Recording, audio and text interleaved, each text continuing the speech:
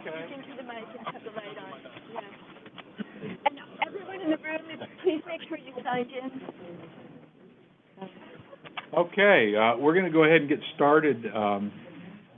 We have two, I think, really important presentations on the list. We scheduled, I should point out to the committee, we scheduled a little bit of time when we were at Stennis to hear from both these guys, and because of timing, we didn't really hear everything that they wanted to say, and particularly Tom Wettmeyer, and we really need to get an update from him. So we've scheduled an hour with Tom and about an hour with Marshall Smith to get an update on where things stand, and then we'll have our discussion. So we're going to turn it over to Mr. Wettmeyer and help bring us up to date. And I, again, apologize we didn't get a chance to hear all your stuff 2 weeks ago when we were in. Yeah, that's fine, and this will be a good opportunity to bring people up to date. We like to have these opportunities, just make sure people know what's going on with the program. So I'm Tom Wettmeyer. I'm the Acting Deputy Associate Administrator for Exploration System Development, and I will be going through today's status update. Let me go to the next chart. This is just kind of a, Wayne, this is just kind of a top-level chart, and I'm not going to go through this in detail. Everything basically that you see that's not checked in this chart is the type of things we'll be talking about today. This is just more of a visual representation, is that we've actually accomplished a lot of work that we won't be covering in today's update, and we really just like to give credit to that we're marching through the process, we're getting the tasks done sequentially, and I'm going to really highlight the things that you see that don't have check marks. So let me go to the next chart. And those are all substantive things. Yeah, we tried to narrow it down to things we really think we should talk to you about, and, and we'll talk about those things. And there's a whole bunch of our stuff that we do every day. I was just on the Pegasus today. It's sitting here in the turn basin, and we have some hardware in there. I'll describe it here in a second. And it was really exciting just to be able to see things like that are going on. This chart's just a different kind of visual representation of our status. And we like to try to remind people a lot of the hardware needed for the Artemis 1 mission is basically done. It's ready. It's getting ready for the mission. So for my discussion today, I'm really going to talk about where Orion and the service module are, because that's still in work, and of course where core stage is. But all those check marks is hardware that we have ready. Some of it is staged out at Utah. We'll bring the motors over when it's the right time to bring the motors over. It's drier and better to store them out there. The LVSA and the ICPS, everything's basically ready for us to get ready to do some operations. And that's really kind of well seen in this chart. We got to see some of that hardware on our tour yesterday. Did you get to see Orion? See Orion and the crew module too. Yeah, it hadn't quite shipped yet. So we saw number 1 and number 2 being assembled, and then we saw the ICPS, and it, in fact, drove by the Pegasus out at the turn base. Yeah. What we like to try, we're really getting to the point we're not just a single mission organization. We have multiple sets of hardware in the flow. Everywhere you go, if you go to Michoud, you'll see this. If you go out to Utah, you'll see this. We're actually working on Artemis 2 hardware throughout the system. So we focus today, will be a lot of Artemis 1 status, but we'll also give you some Artemis 2 and Artemis 3 status at the same time. Okay, let me go to the next. I think I have an embedded video on this one. Let's see if I got my timing right. And this is, I always think these are probably the best way to kind of tell you how things are coming. You can see that we start off with Orion and SOS and talk a little bit about ground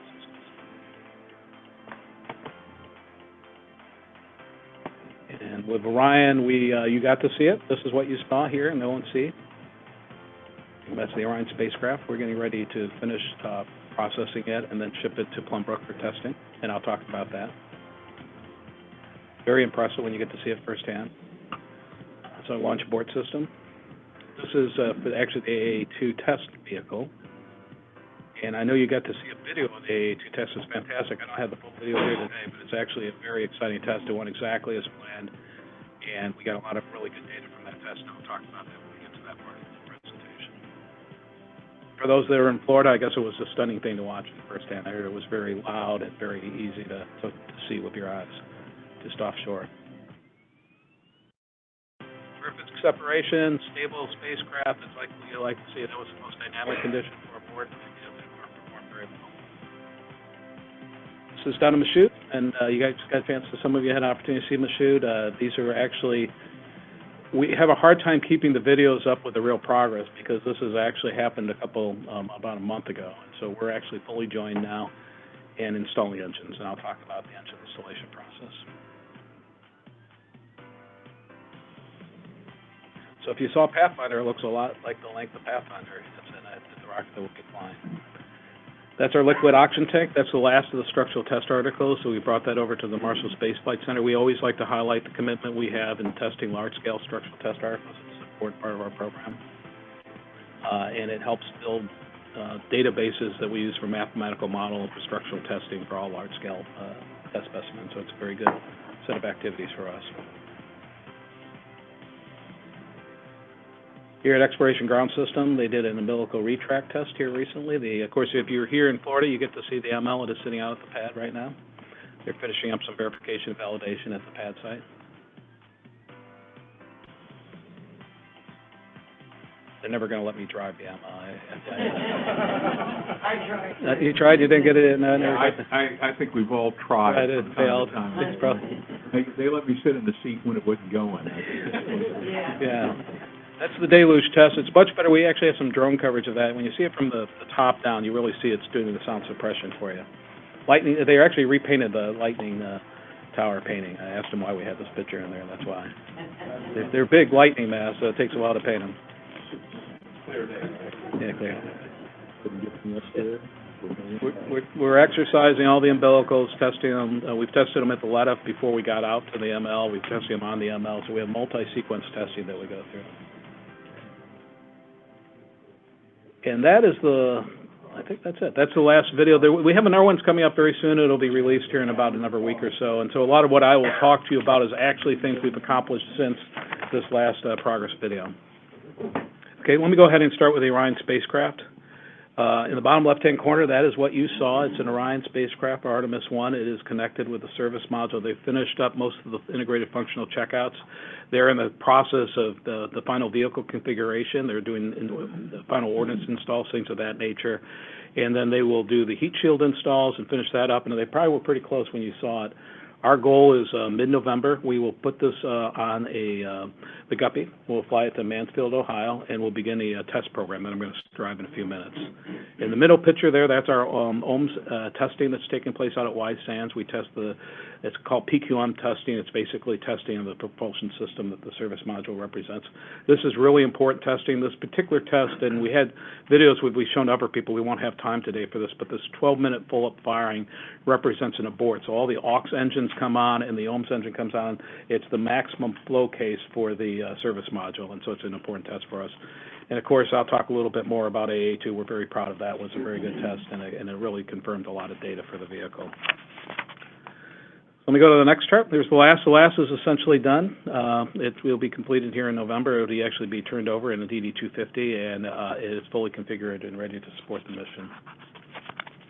And so as I talk to you, I'll stop having Artemis 1 charts for you. I'll start having Artemis 2 charts. Next time we'll start telling you how our Mars 2 LAS is going to go. Let me go to the next chart here. This is the abort test chart. It's a wonderful video. If you haven't seen it, you really should see it. It's a fantastic visualization of the abort process. It was fantastic. We had 38 test objectives that we needed to verify. Some of them were with regards to the vehicle dynamics as it separated and then reoriented itself and released the capsule and allowed it to be stable so we could release the chutes at the appropriate time. That went very well in a very dynamic part of flight. The other thing that's not as clear to some people is we're also seeing how the abort motor's energy was transmitted through the fairing there and into the capsule, because that's one of the load conditions. When we test Orion, like on shaker test, we are actually covering that condition where the most amount of shaking it will see will be during that period of time, and we want to make sure that what we're testing to is accurate and reflects what it would see in an actual abort condition with some margin, and that's what we're seeing so far. So the test was very successful. And it was also managed very well. It was on time, on schedule, and it involved a lot of different entities. Langley did an excellent job on the AA2 test as well as the Orion folks. Okay, let me go to the next one. So this is the crew service module. This is what you looked at, and you can see that everything's checked off. We're just doing the final configurations to prepare the vehicle to be put and installed into the Guppy and sent out to Ohio, and I'll talk about the testing there, but it's in very good condition, and we feel that the mid-November date will hold. Okay, let me go to the next chart. And so here we are, we're out in Plum Brook. We're in the world's largest thermovac chamber, getting ready to be installed here in this cradle. It will be rotated upright. This is kind of a midpoint. There's actually a video you can go to online that shows the entire test sequence, and it's very informative. It's a great animation of, rotating the vehicle, getting it into the test cell, the hot temperature, cold temperatures that we test to, the thermal vac condition we test to, the EMI conditions that we test to. And so we'll march through a series of those tests to demonstrate the vehicle's readiness for flight. And then in the March time frame, we'll take it out of the test cell, we'll put it back on the Guppy, and we'll fly it back here, and we'll begin processing and getting ready for the Artemis 1 mission. And one of the things we'll use this testing to is to fine-tune some of the parameters, how we control the thermal system, for example. As we go into a thermal vac test, might see some parameters that we tweak one way or the other. So there's a lot of things that we get out of that. It's just not a pass-fail type of test. It helps us fine-tune the vehicle for the actual mission. So we're looking forward to that test. Okay, and then we go to the next chart. This is what happens when it gets back here in March. We'll do some final assembly and test with the crew module servo module combination. It'll be completed in the May time frame, and by May of next year, we will turn it over to the exploration ground system, and they'll have it available to begin the fueling process. So that's very good progress for us. Let me go to the next page. I know you guys ask us a lot about flight software and integrated test lab. We had a major milestone that occurred since we came to talk to you last time. We actually reconfigured what we call the ITL, Integrated Test Lab. It's out in Denver. That's our run for the record lab. It's the full up vehicle configuration, kind of the Iron Bird on the ground. And basically we've completed for this period of time the work necessary to verify the Artemis 1 software, and we're actually beginning the development, test, and verification of the Artemis 2 software.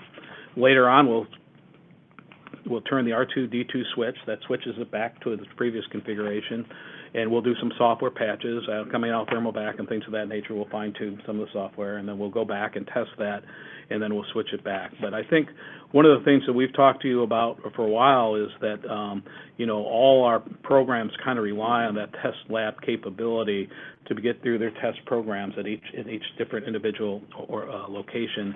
And I just have to take my hat off to the Orion folks and to the Lockheed folks that we've really got through that test program.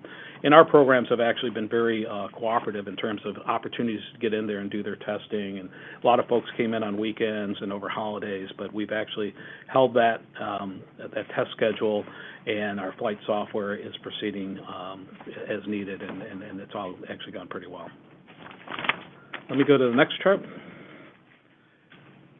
So now we had Artemis 2, so you saw two, as you mentioned, Wayne. There's actually two of them sitting there. The second one looks pretty good too. It's a full-up pressure vessel, and what we are doing now is we're trying to put the ECLIS system in. This will be the first flight with an environmental control and life support system. It'll help sustain the crew during the mission, and they are actually in the process of beginning to install that hardware.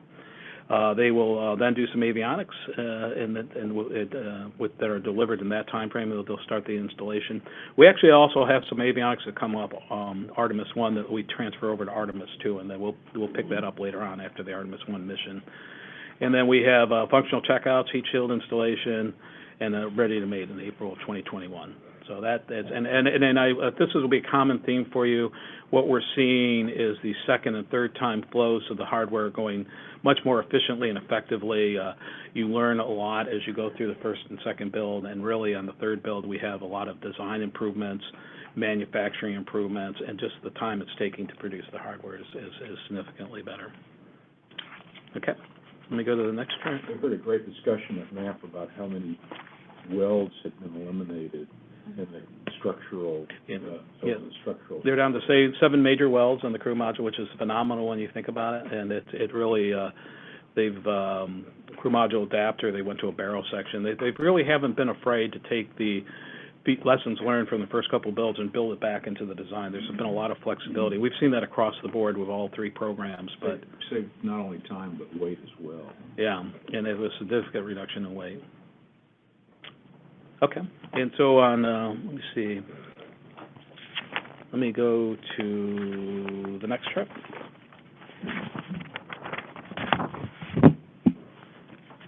And that's all I had on Orion, and I know you've got a chance to see Orion firsthand. We're very comfortable with where Orion is at this point in the process. They're making great progress. The abort test went very well. All our qual and testing is going well. Software looks good, and we think we're on path for not only the Artemis 1 mission, but the missions that follow after that. Let me talk a little about the SLS, the rocket. Left-hand side there is, I don't know, did you get a chance to go to the VAB during the visit yet? We did not go into the VAB. Okay, hopefully we'll have an opportunity there. You can see that is the Pathfinder, which is now sitting on the barge at the turn base and was actually in the VAB, and we were practicing offloading from the barge, bring it into the VAB. They do what they call a 2-crane hoist, where they pick up the back and the front, and they bring it up into a vertical orientation. They do an up and over like we used to do with the orbiter back in the day, and then they lower it into the test cell. It's all been very helpful for us. I highly recommend any program that's looking to, any large-scale program of this nature looking to do this type of work, I really recommend having a Pathfinder. Every time we've done Pathfinder work, we've learned important lessons along the way, and so that's been very good. Middle picture there, that is... Do you plan on doing more pathfinding tests when you get the mobile launcher back in the... Yeah, we'll have Pathfinder available, and then we may bring it back down, and I don't know what the schedule is for that right now. We're going to... the testing that they did during this go-around, they acted as if the MO was sitting there in the VAB, so they lowered it to the right height. And I don't know for sure if we plan on bringing it back or not. I'd have to actually check on that. Yeah, I don't think so. I don't think so. We have to keep it longer, but they wouldn't let us keep it. They had other requirements. Yeah, we're going to do some more work with it, and so, but we'll have it available. I don't think it's going anywhere, so we'll probably, and particularly ML2 and that type of thing, we might actually bring it back out. Right now, it's not on the schedule. I think they thought that the work that they did, and they did a lot of extensive testing Well, with you it. can definitely get the platforms, but, you know, you're not getting your arms. Yeah, you don't have a fully stacked motor segment, so Yeah. you're not getting the full scale Yeah. interference and being able to drop it in between them, peel back the motors and drop it in. Oh, I'm being showed the new picture. So the middle picture here, that's engine 2, that's the top left-hand engine. What Janet just showed me is engine 1, which is the top right-hand engine, is now installed. And so we go on 6-day centers. We're soft-mated and getting into a hard mate with the second engine. 6 more days from now, we'll have the third, and 6 more days from that, we'll have the fourth engine installed. So they're making, that's pretty inspiring to see a core stage with engines sitting off the back. Is pretty. And the goal is still to ship the testing at Stennis before the end of the year. Yeah, at the end of the December is our goal, is to be able to do that. And there's 2 parallel, and I'll talk about that here in the next chart. And of course, the thing on the right-hand side is our LOX tank. That's the last of the large-scale structural test articles, and it's going into a stand and being able to start its testing program. We're also doing liquid hydrogen tank testing at the same time. Okay, so let me go to answer your question, Wayne. This would be the best chart to do it. So let me go to the next chart. Always good at asking that. Yeah, and it's good to ask good questions like that. So Boeing is still targeting the end of December for the shipment to Stennis. We're monitoring that on a day basis. We may see, as we go through the final integration functional checkout, if there's any issues that might delay us slightly. And what we've told them is, listen, don't just ship it to ship it. We want to complete the work that gets done at math, and not really carry into anything into Stennis that doesn't need to be carried into Stennis. And I think they've done a really good job. They've held the schedule for pretty much the entire year, and I give Boeing credit for that. And we're still monitoring it. And right now, Boeing's targeted date is by the end of December to have it shipped. And so we're looking very forward to having that at Stennis, and we're preparing things at Stennis to be ready to have it received on those dates. And the only thing I can tell you is that there's still a segment of work that still needs to be done, and we'll take it a step at a time in terms of the final integration or functional checkouts, and then when it's ready to ship, we'll ship it. Right now, it's looking like the end of December. Okay, and so the next chart is what happens when it gets to Stennis. We were just at Stennis. So I won't spend too much time on this because I know that many of the committee is familiar with the process. Basically what we do is we bring it to the test stand, and we talk about a green run test. It doesn't really have a lot of meaning to some folks. Really, it's a series of activities that take place once it gets to the B2 test stand. We do a motor test to kind of look at our loads, the cases, make sure we understand the vehicle configuration. And then we do a series of checkouts of the power system, the propulsion system, the hydraulics, thrust vector control, everything to really make sure that the connection with the test stand, the flight hardware, and the stage controller is working properly, that they're all talking to each other each way, that we have good ability to command the vehicle and get data back from the vehicle.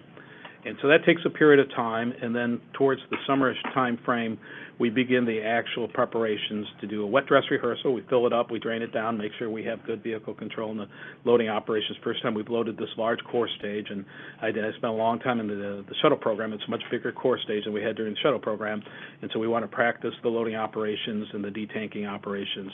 And then we'll get into a full duration hot fire 8-minute test of the core stage in the test stand. And then when we're done with that, we will actually we have to bring it back to its initial condition. We actually have to dry out the engines, do some things of that nature. Any kind of damage, we expect that there'll be some minor damage to the thermal protection system, and then when we're done with all that, we take it and we ship it to the Cape, and we begin the final integration of the core stage here at KSC. I got to tell you, the graphic, it doesn't do justice. Yeah, I know. And it's this little test stand dot, is and huge. yeah, it's a big test stand. Tom, a couple of weeks ago, we talked about whether the green run would be full duration or partial, and you've now decided it'll be full. Yeah, it's full. Right now, it's full duration, and I don't think that's going to change. So, Thanks. It was discussed back and forth. There's pluses and minuses. There's some potential additional potential for damage to the hardware by making it a full duration test because you're a full 8 minutes sitting at the stand. But we also felt that that would give us data on the nominal engine sequence shutdown and the depletion points for the tank. And so that we decided to look at the risk versus the risk, that full duration was the right call. And that's John Honeycutt's the program manager, and that's kind of the decision we've made at this time. And, okay.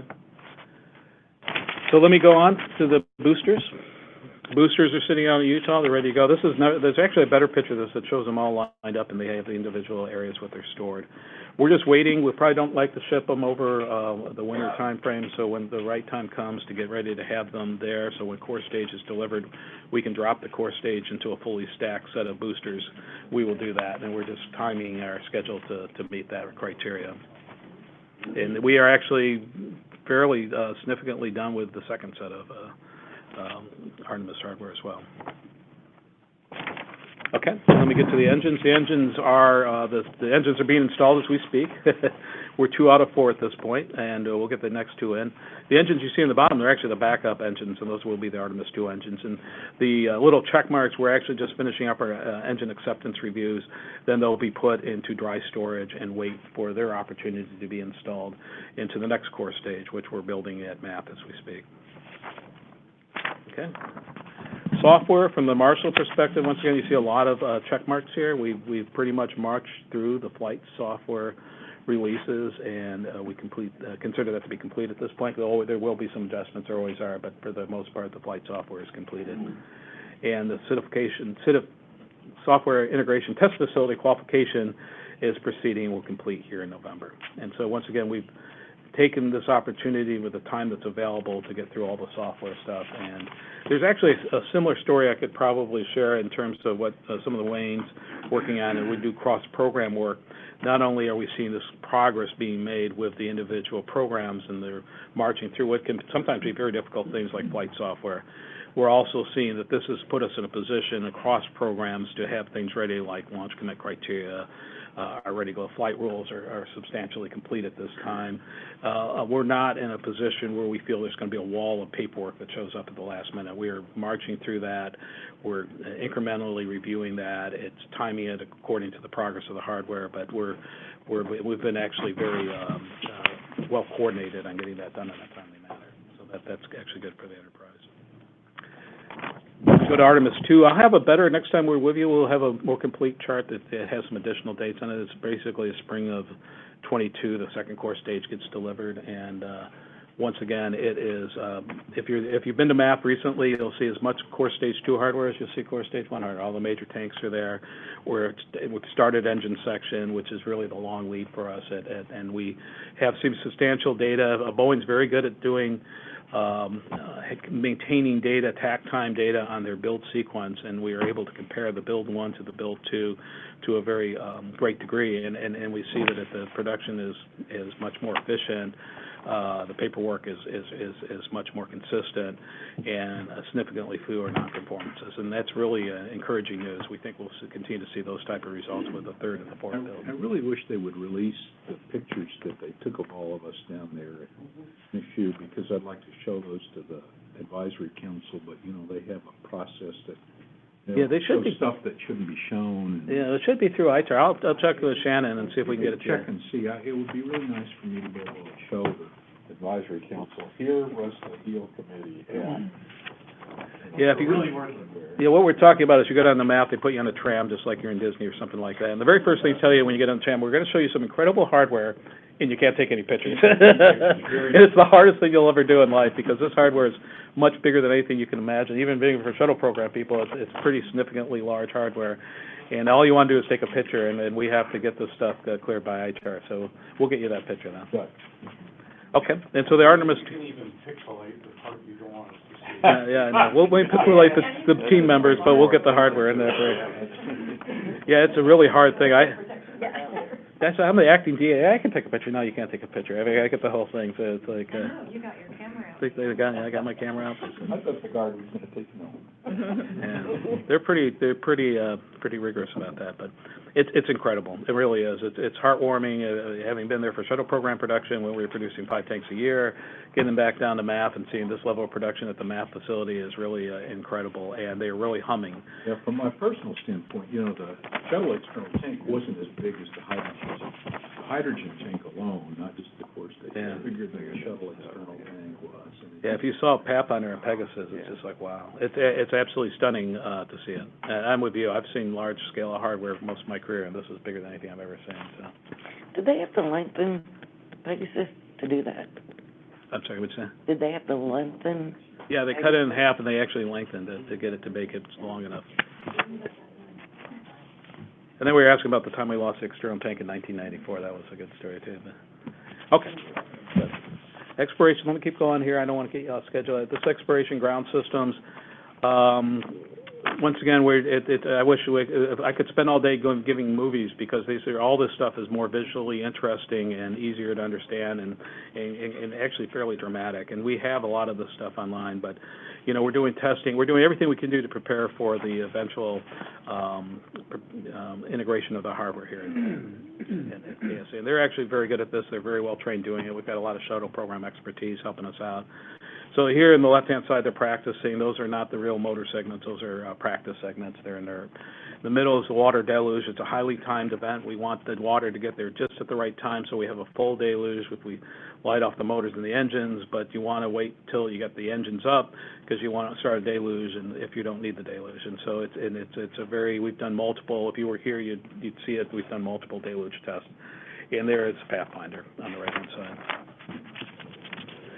Next one is the mobile launcher, and I swore I was going to get this fixed, because on the bottom of the chart, so the mobile launcher is sitting out the pad. We're doing verification and validation. It's in what they're doing is a sequence of tests. They'll extend the arms, they bring them back.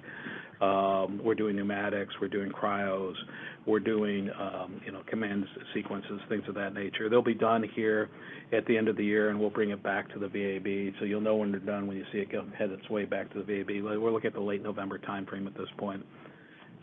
CHAREETTES, C-H-A-R-E-E-T-T-E-S, it's bottom left-hand corner, and that is basically a series of discussions back and forth. So we're making a lot of progress in MMO2. We let the contract's in work, and somebody put that word in there just to see if I would catch it, and so that's actually, Bechtel is involved, and we actually feel like that this will really, for the next configuration of the vehicle, this work will be, is continuing, and it'll be very, we've got a lot of lessons learned from the first ML build, and we're applying it in ML2, and also best practices. It wasn't a spell check thing, it was actually... No, that's an actual word, I had to look it up. What? charrettes. Charrette assembly. Keep going. Vehicle assembly building at KSC, it's basically the platforms. We're actually doing now, the platforms are ready to go. If you had a chance to go to the VAB, you'd see this. Once again, it's a very large set of platforms. And we're actually looking at, okay, what kind of modifications are necessary for the next vehicle configuration, and that's what they're working on right now. So they'll actually have some design concepts, and we'll continue to work on those concepts. We have inserts, we change the inserts out at a different height for some of the platforms. So that's what's going on in the KSC. Pad 39B's in really good shape. We are just finishing up the multi-element VNV, and then we're also looking at future mission development activities. Let me go on the next chart. I know you've seen a lot of this, so I don't want to spend too much time on it. Multi-payload processing facility, that's where we fill up the service module and Orion. They will come back here next spring, and then we'll begin the process, and the facility's ready to go. It's a hypergolic facility, so we do a lot of very stringent checks to make sure that we, sequence them properly, clean all the tubes. You can see the guys are all wearing bunny suits in these pictures, and that's the reason. It's one of those things that we do in the aerospace industry that you have to do very carefully, and they're going through a lot of checks as a part of that process. Okay, space command and control systems. There's two sides of it. As you remember, there's the SSCS, which is the command and control, and then there's the GFAS, which is the displays. We're marching from left to right. Once again, in the different versions of the software releases represent various levels of capability. SSCS is at the point where it allows us to do this multi-element verification and validation. We'll have the final release, which will be the release necessary to process the integrated flow, and you can see that it's in the late December, early January timeframe to complete that work. Same with the displays. They follow a little bit after that, and we're on track for both of these sets of activities to be completed well in time of our actual need dates for the launch vehicle processing. And that's my chart. I'm going to turn it over to Wayne for a second. I would tell you that I know that Kent's talked about, we have Doug has been identified as our new AA. When Doug's on board here, we'll sit down and we'll go through with Doug all the information that we have, the current schedules and stuff, and we'll be looking to have a conversation with Doug to be able to provide an update on that. But I can tell you we're doing a lot of work. I just left the meeting earlier today where we're going down for Green Run, for example, down to the hour level of the tasks that will need to be completed, how they will be resource loaded, whether or not we have the right support in place, whether or not we've done the right practices, have we learned the right lessons from what we've learned in math production, have we brought those over to Stennis, will we be prepared for this operation? So when we get a chance to sit down with Doug and go through all that information, I can tell you that we will be very prepared. And, as we go into a test sequence, something new or unexpected could occur, but it won't be because we weren't ready to do the test. We'll be ready to do the test. Well, we were impressed. We got to go into the test control center for the B2 stand and watch the team do a practice run or a simulated, part of the countdown. But we weren't there long, so yeah. Glad to see them doing that, and it was all in all, it's good to see the hardware and how it's. Yeah, it's the next stop, the important stop for us. It's of course the Stennis folks themselves have a lot of experience doing engine test firings. We haven't done a full stage firing for a little while, and I think the Boeing people are working well with the Stennis people, working well with the Marshall people, and we think that we've got all the right folks working together to get ready for this core stage to be delivered here at the end of the year, which we're looking forward to. The one thing we heard, and you probably have already heard this, is that one of their major development challenges has been the core stage controller here at Stennis, which emulates a lot of things, but part of what it emulates is the KSC software. Right. And in retrospect, there's some thought that maybe it would have been better to import that from KSC rather than develop their own thing. So I don't think the committee is smart enough to have an opinion one way or the other than in a kind of a post-action review. You might discuss that as a lesson for future activities, whether or not that was a good decision. and I think we of course we feel that we're on the path we need to be on at this point, and sure. We're doing the work necessary. It wouldn't be appropriate to change. Yeah, and I think there's some things like that. We always try to challenge ourselves. The ML is the same way. We go back and we say, what could we have done a little differently in retrospect, And we'll have more opportunities. This is a vehicle, not so much with stage control, but in general, it's a vehicle that's going to fly many, many times. And so we really, probably more than most, try to think that out. And then we even try to do it in cycle, whereas we were learning like platform install issues or opportunities at one location, can we bring them forward to the next location? So I think that's good feedback, and I think that's something we really try to do across the board. So. Well, so carrying on with that, so my understanding is when everything gets shipped down here, we've got to do a tanking test, but not a flight readiness firing. Is Correct. that correct? It's going to just do they're going to do wet dress rehearsal, which is tanking test, detank it, and then we'll go into the actual flight. So there won't be a flight readiness firing. So the full duration test at Stennis will be our opportunity to see the engines light up.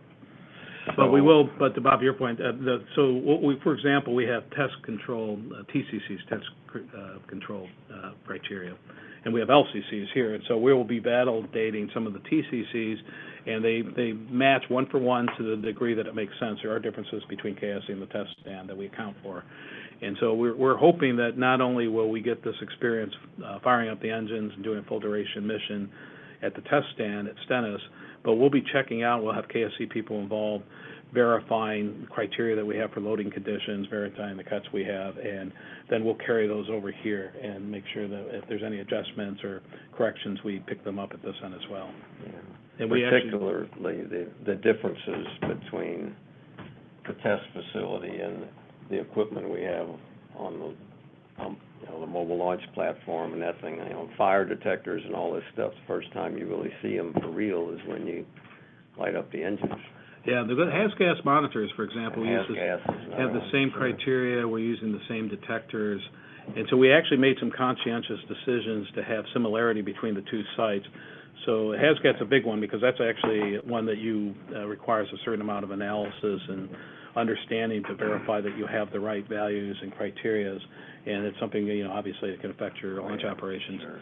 So we actually have the same team involved at both sites, and we think we're going to get some benefit from that because we'll have demonstrated the concentration levels and the detectors we're using and the placements and all that have been cross-correlated. So we're actually looking for those opportunities to get as much out of Stennis. It's not just the flight hardware and a test at the test stand, but actually everything else that goes along with that, too. That's good. Okay. A lot of research. I'm going to turn over to Wayne. Is there any, before I get off the... Does ask anybody else in the committee have a question? Not that he's leaving right now. But the green run is holding steady on the same timing, is that correct? No, we're right with, yes, to answer your question, yes. And we are the way that we've evaluated the sequencing, we're very, I would say compared to like where we were in June, right now, we have a really almost down to an hour understanding of the tasks that need to be performed. And the only things we're really looking for now are opportunities in terms of sequencing the task and if there's some parallel task or ordering of tasks that makes more sense. But we're actually, in fact, that's this meeting I was just at with Boeing and Marshall, that we have a strong team of people that have been working this for months now, and I think we feel like we have a very good understanding what the tasks need to be. And it's currently consistent with what we were thinking before. Okay.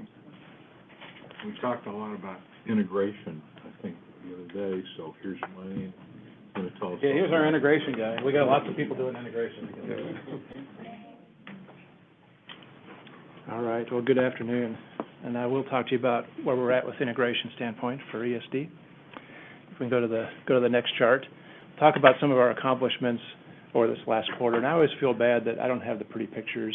Tom gets to show all the pretty pictures, and people analyzing data or running tests isn't always as exciting, doesn't make us great with pictures, but it's super important and has to get done. So anyway, some of the things that we did over this last quarter that are significant that I want to highlight to you is we put out an internal planning manifest. This is internal within ESD, but it covers Artemis 1 all the way out through Artemis 9. So you really do have a plan out through the 9? We do, in terms of what vehicle configuration is going to be for each one of those missions. We've also baselined this document, ESD 10045, which goes into even more definition of what is the actual configuration, what sort of requirements do we have on each configuration that goes on each mission.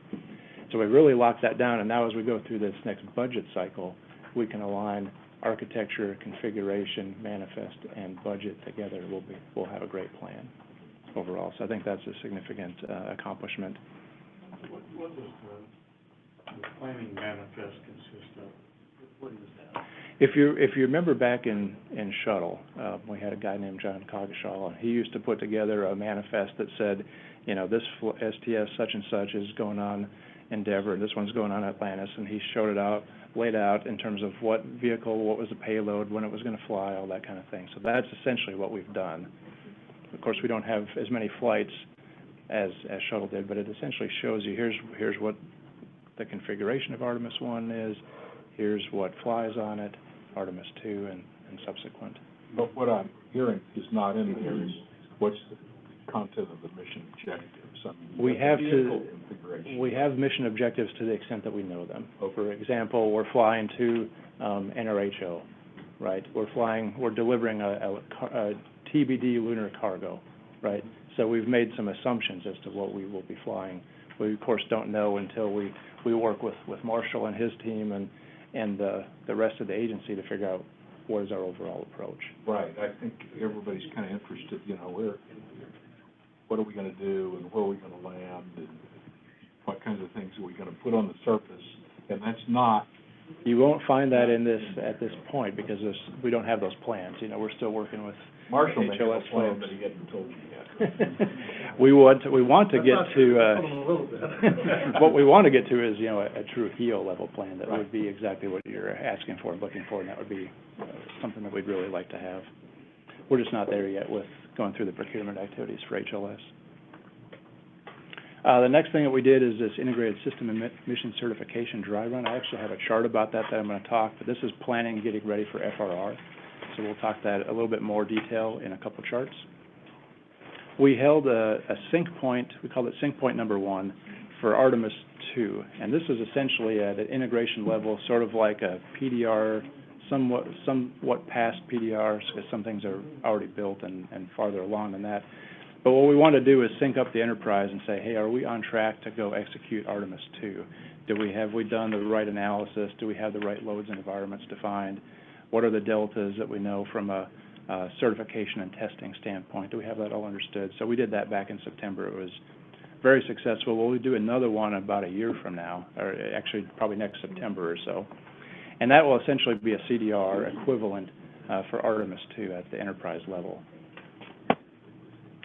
We did a number of important tests this last quarter that I wanted to talk about, and Tom mentioned this a little bit, what we're doing in the software arena. We have our Hoth lab in Houston, our ITL lab in Denver, our SIL lab in Huntsville.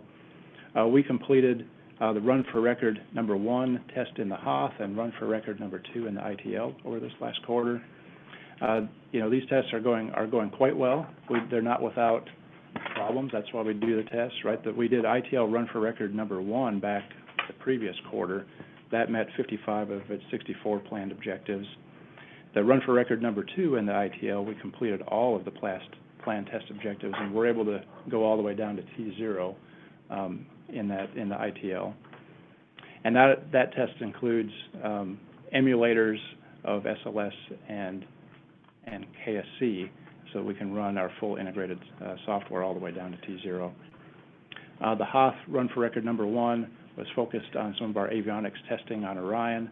We successfully completed 30 of the 34 test cases there. So whenever, you know, of course, if we don't achieve all the objectives, we go figure out why. Do we need to retest? Do we need to make an update to an OMRS? Do we need to change software? And we do all that, and then we replan. And so things are really moving quite well on track for all of our integrated software testing. We completed a couple of key ICANN tests over this last quarter as well. That's our integrated communication and tracking team, led by Ten Keddy out of JSC, and they are doing a phenomenal job, really hooking up all these different facilities and assets all around the country, all around the world, and even out of the world, because we're working with DSN and TDRS assets as well. And so 51B, that test was an Orion to DSN RF compatibility and ranging test. It turns out it's our final test with the Orion spacecraft out here in the ONC and the Mission Control Center until we get over to the VAB. So our next test will be in the VAB. And then we completed this 28B test. That was an Orion to Mission Systems Interface Verification test using the ITL and the MCC. We successfully performed that. We've completed 97 tests of overall so far of the Integrated Common Network architecture of about 150 total. So that is going very, very well, just to make sure everything is ready to go when we get ready to launch. And so I think that's all I have on this page. Next page, I want to talk just a little bit about our schedule assessment teams. So, we talk about schedule. And so one of the things that we have done over the last 18, 20 months or so is looking at all of our critical paths and making sure that we have focused teams and have a focused discussion about is there anything we need to do from a technical standpoint differently, and do we understand what the drivers are and challenges are of each of these critical paths.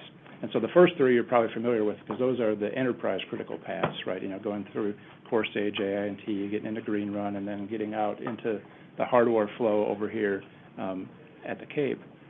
But from an SC&I standpoint, we're worried about a few other things too, like our integrated loads and our guidance, navigation, and control analysis. Those are coupled together because we have to use test-correlated finite element models that feed our loads assessment, also feeds our control stability analysis. And so we have to run that.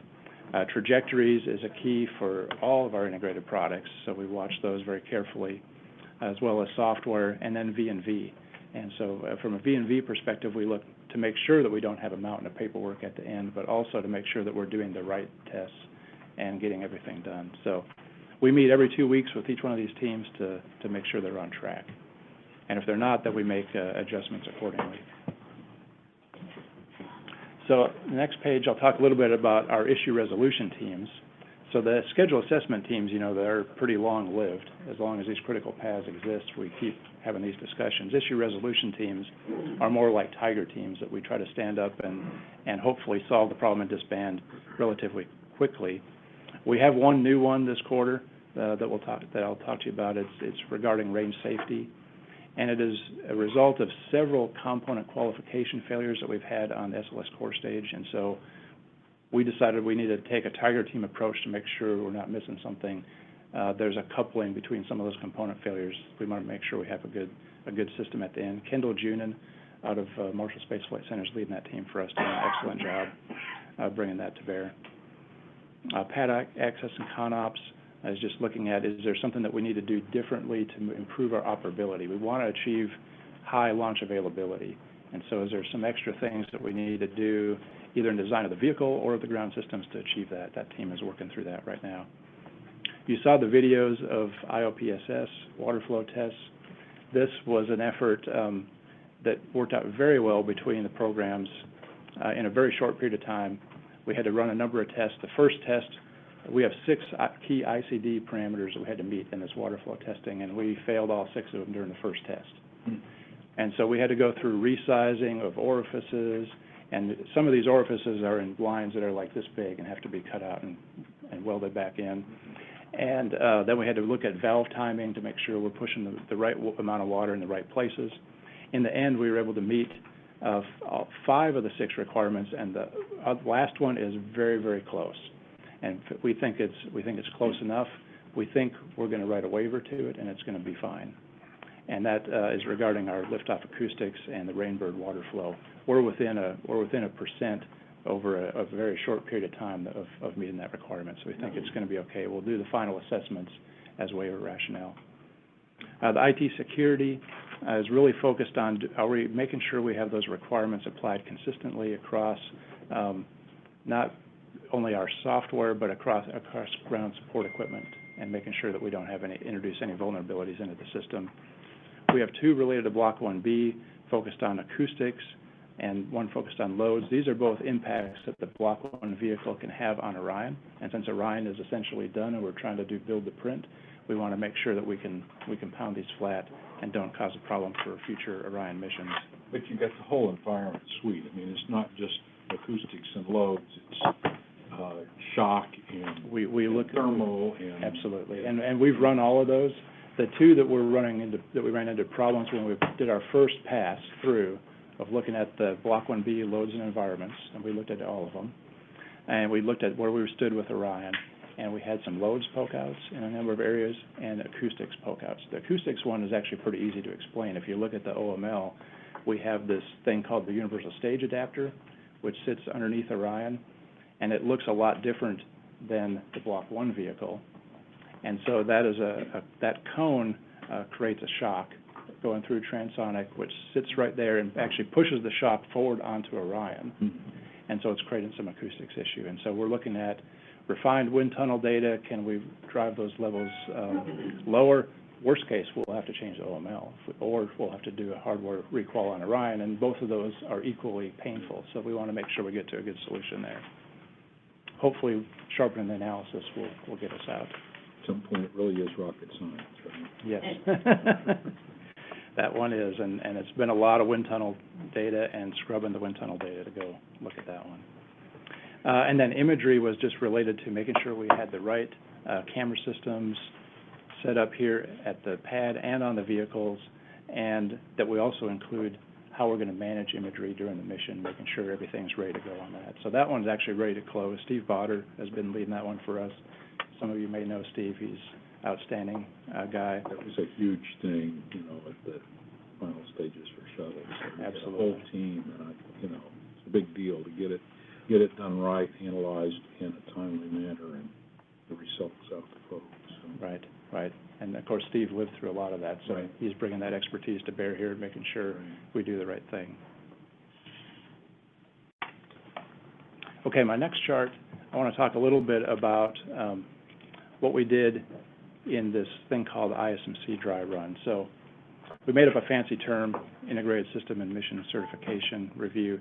It's really the integration pre-FRR, to say, is SE&I ready to go to the program level FRR, right? And so what we wanted to do was, because of our distributed integration model, we wanted to make sure we weren't missing things, and we wanted to do it early. So we worked as an enterprise to hold an early review, and we pretended like we were at FRR, and we went through the agenda and what everybody needed to bring to FRR. And of course, we knew we were going to have a few holes because we just didn't have that data yet, but we wanted to make sure everybody knew what they were responsible to bring, and what we were expecting of them. And so this was a couple of days, actually 3 days in Marshall.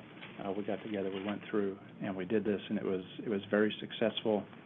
We didn't uncover anything major. We uncovered a few things that we wanted to go look at. One of them was around DFI. From an integrated perspective, we know we're going to lose some sensors as we go through the flow. That's just normal. We're going to lose some.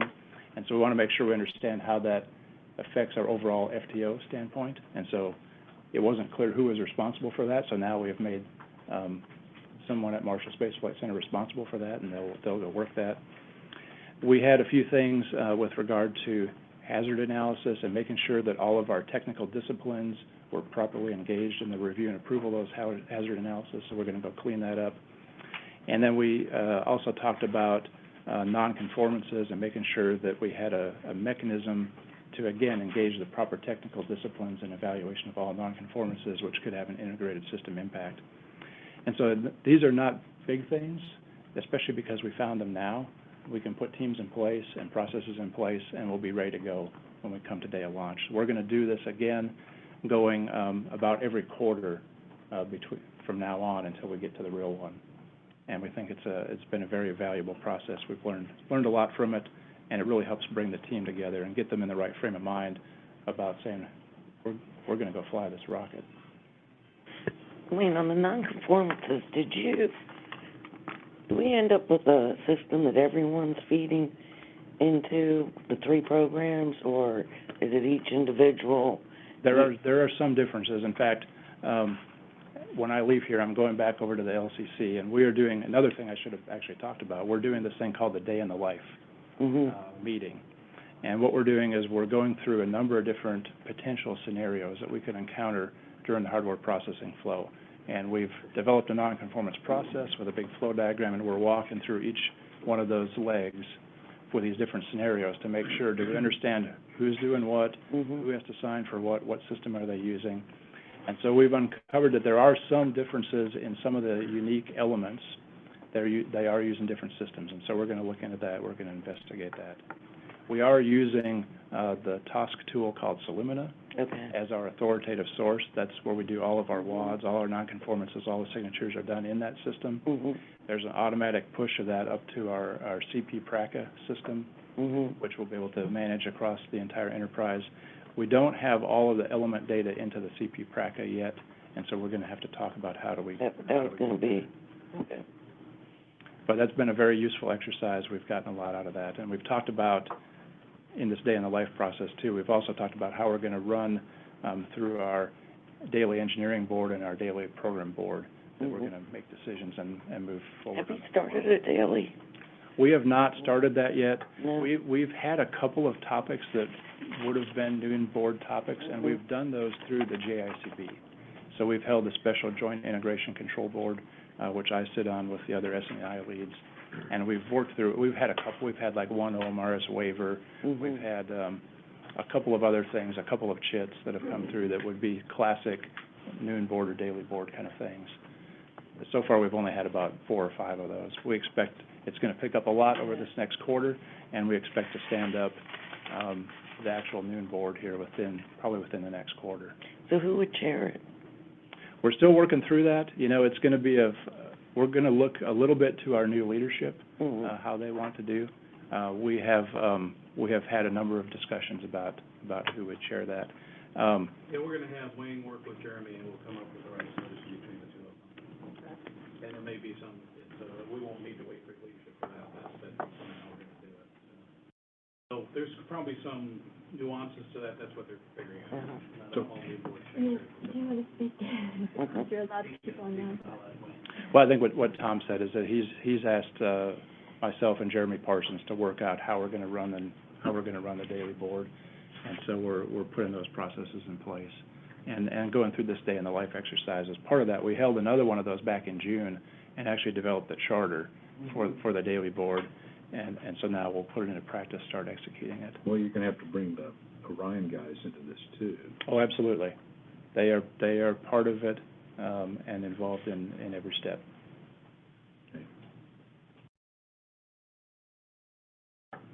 Okay, I think that was all I had. Unless there's any other questions. I think we have one kind of get off the stage chart here, which just is a few links of how, where you can go and find other information, in between our meetings. And, of course, you're free to reach out to us at any time too, and we'd be happy to answer any questions. Doesn't have to wait for a formal meeting or anything. So, Tom Holloway has said a couple of times here, integration is critically important, but it can't just be, you know, the booster or the rocket and the MLP. It's got to include all the elements. So That's right. We're concerned that, you know, that there's not an integration, or maybe it's just we don't understand. There doesn't appear to be an integration team that works through the whole combined, you know. Well, I would say we do have an integration team, and I lead that team. It is a little different. It's different than the way Don Noah did it when he was running shuttle. But Don and I have had many conversations about it, actually, and we understand that we're meeting the same functions. We have the same folks, generally, if you think about, let's take loads and environments. We have the same folks in Marshall Engineering and JSC Engineering that were doing it back in shuttle days that are doing the exact same work, working with their exact same counterparts and doing it now. It's just a slightly different reporting structure. And what we have is an integration control board that brings things together and makes decisions and moves. And so I would say that we have, while it looks differently, I think it's functioning very well. You know, I had a very similar job for the shuttle program. Right. And so I view Wayne as doing the same functions that we had for the shuttle program. We've actually mapped every one of them out, made sure that we had them all covered. We have similar level resources that we had. We just distributed them across the center. So I think the only thing different now is that we have much more ability to do virtual type work. And the other thing that's different is this vehicle configuration is different than the shuttle vehicle configurations. There are nuances associated with that. Sure. Our SLS folks do most of the integrated vehicle stack loads analysis, for example, which really makes sense. So I think, from my perspective, this is very similar to what I'm used to doing. We have the same level of technical expertise, many of the same people performing the same functions. We've extensively gone through and made sure every function was covered, they were all covered. And we are some alignments because it's a different vehicle, and we conscientiously figured out how some of those alignments will work out. And Wayne certainly has the experience and knowledge and the background to do this type of work. So we think we're in a stable, capable place at this point in terms of what we're doing. That's one level, and I think the question may be Marshall in the next presentation, but it's the integration then between Artemis and the gateway and the landing system and the logistics and the logistics model, Joel. Yeah, that's a different level of integration, right. Another complexity of integration. I wasn't planning on addressing that in the next presentation, but I can talk about it now. So, yeah, we're in discussions right now, thinking about the big picture, you know, how do we integrate PPE and Halo, and then multiple HLS contractors and multiple GLS contractors, and Artemis 1, 2, and 3 coming up for SLS and Orion. The whole mission profile, you've got to launch, or, you know, how do we control the mission operations, how do we do technical integration across. So we're actually discussing that now. It's going to be somewhat based on the way we've been doing it. It's been very successful, what we've done on SLS and Orion. We hit every milestone, everything that needs to be done has been right on track, and it's been very effective, especially considering this is multiple center now, really. It's not just a few contractors, it's a lot of contractors. So we really have to kind of think about that too. So we're definitely addressing that as part of what is Artemis and how do we integrate it and pull it all together to make 2024 happen. Well, I think we've transitioned to your presentation. I was going to say I can't say anything because I'm in blackout, so thanks. So I guess I'll say a few things.